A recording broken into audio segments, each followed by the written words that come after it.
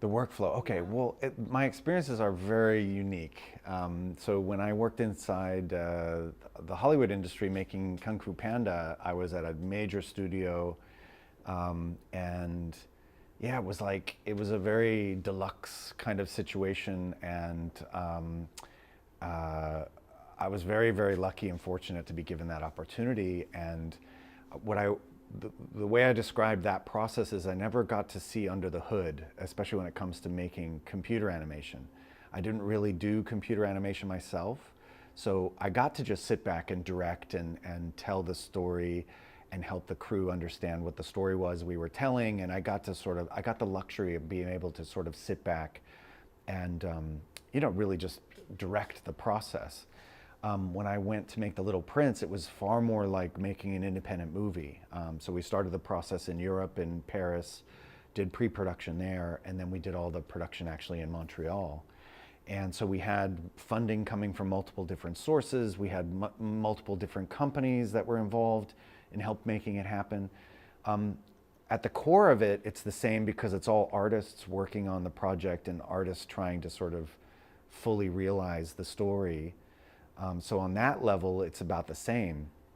But in making The Little Prince, I got to see under the hood. I got to understand in a deeper way of the process of making a movie in the computer and how complicated it actually is. And so, yeah, it was kind of shocking to sort of see behind the curtain and to kind of get deeper and deeper into the process of making the movie. But it was really, I think, an interesting way to explore. But I think the biggest difference between the two sides that I saw was one is far more conservative and one is far more sort of fearful about the viability of the product.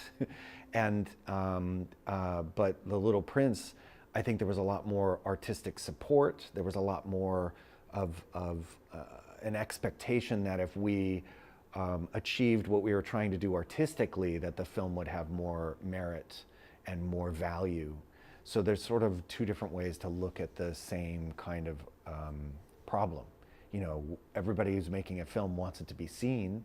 They want it to be seen by as many people as possible and be appreciated by as many people as possible. But it creates a slightly different dynamic when you're within sort of the studio system. Yeah, the writing is such an integral part, and it's part of the process in animation that never stops. I mean, the writing is always kind of this ongoing, I think at best, an animated film can keep sort of reshaping itself, and I think the best way to think about it is the final script for an animated movie isn't written until you're done editing the movie, until the film is completely finished. Because right up until the very end, you can make little changes and try to help the story be stronger. And so the writing process really happens throughout. It starts with a script. The story artists are rewriting the project. You're kind of rewriting as you go through editorial. And every time you do a record with your actors, you're playing around with the material and you're sort of rewriting the material. So I think it's probably the most vital part of the process to keep alive and to keep flexible, because you're going to constantly discover new ideas and new ways to help tell the story you're telling. Yeah, I kind of found stop motion as a way to combine all the things that I loved. It had sculpting, it had photography, light, drawing, it kind of painting. Like it sort of ended up being a way I could do lots of different things that I really liked. But I think also that exploring handmade filmmaking, I think, helped me have an appreciation for sort of the craft and the art of animation, so that I have kind of brought that in. I love stop motion as a medium. I love the possibilities of the medium, but I also love all different kinds of animation, all different kinds of filmmaking. And I think, to me, the most exciting things are when we combine techniques. And I'm looking at this Jan Svankmajer poster for Alice. Like when I saw Alice, it blew my mind that it was live action shots mixed with stop motion shots, side by side. And it's sort of whatever it takes to tell the story and whatever it takes to be expressive, I think is really exciting. And I guess that's what gets my juices flowing as a filmmaker and as a storyteller. Industry.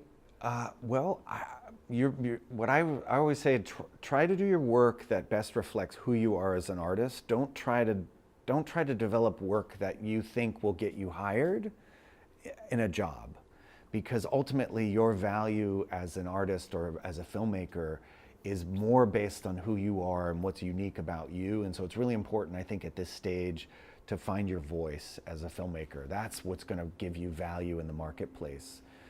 There are lots of jobs, but if you want to tell stories and you want to be a filmmaker, you really have to start doing that as early as possible. Nobody's going to give you that chance. You have to kind of create that opportunity for yourself and create that chance for yourself. So that was kind of the best thing that I knew and I heard, and I'm really glad that I pursued making short films as a means of expression, because it just helped other people understand like who I was as a filmmaker, so that they could create opportunities for me, if that makes sense. Mm-hmm. Yeah. Thank you very much, Mr. Osborne. Sure, thank you. It's a pleasure to be here.